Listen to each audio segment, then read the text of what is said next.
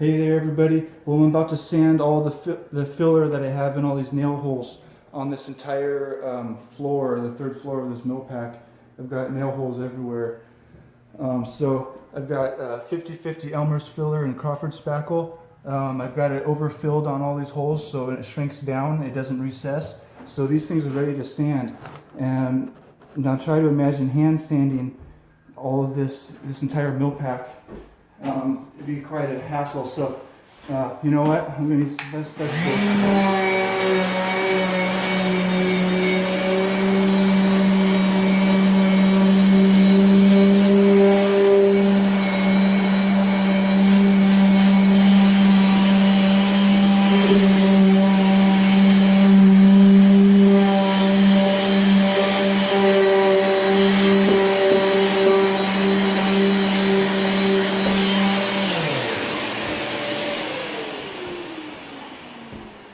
And like that, it is sanded with the machine.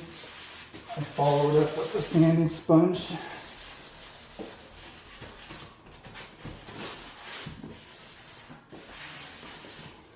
And that's good to go.